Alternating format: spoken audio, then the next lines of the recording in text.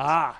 All right, folks, so today Exciting. marks, if you don't know, the peak of hurricane season, as well as the 60-year anniversary of Hurricane Dora's landfall on the First Coast.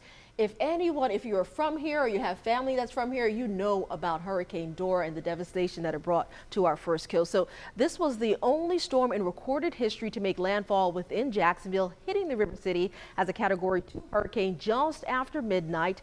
Think about that, after midnight. It happened on September 10th in 1964 while folks were sleeping. The storm knocked out power for 6 days and caused some significant flooding, as you can see in those images. Now, in total, the storm caused around $280 million in damage. In today's currency, that is just over $2.8 billion. Now, we saw, I think there was the Beatles we saw right there. Yeah, yes. Yeah, they were performing here during the time. That's right. If you know that story. But yeah, these images, it's still shocking to see this. And I remember we've done so many specials here over the years concerning Dora, but still, every time you see it, just like, wow.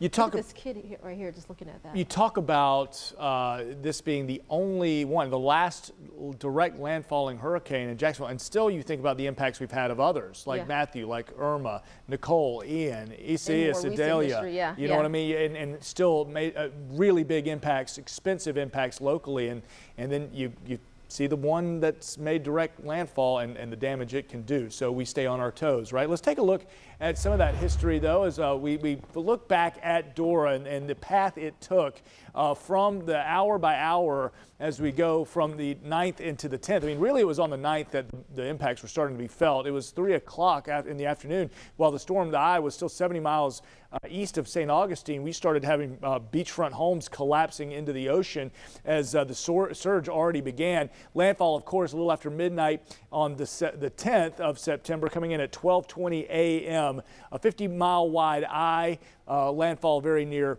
Volano Beach. 92% of Jacksonville without power. You had 3 deaths. We mentioned $200 million in today's currency would be in the billions of dollars. Lyndon Johnson surveyed the damage, and the Beatles played the Gator Bowl with Ringo Starr's drum set nailed to the stage, which is amazing to think about. Now, I mentioned a couple of other storms through history that we will remember very carefully. Irma, which created incredible flooding through downtown Jacksonville, San Marco, Riverside. Think about what Irma did and look at the path it took. I mean, it was to the west of Jacksonville, but remember, we had that strong nor'easter, strong inland flow already the week before that had the St. Johns River full. Then we've got Matthew that skirted and never actually made a landfall anywhere through the state of Florida, skirting the East Coast, but wiping out dunes, causing massive erosion and beach damage that we still think about to this day, and neither one of those made direct landfall like Dora, but big time on our memory. And as we mentioned, this is the peak of the hurricane season today, and a few things out there to track with a current tropical storm, Francine, that'll become a hurricane before making landfall in Louisiana, and then 2 areas that the National Hurricane Center are watching for potential development, keeping in mind neither one of these blobs out there are actual systems yet. Those are just areas of potential development over the next 7 days. So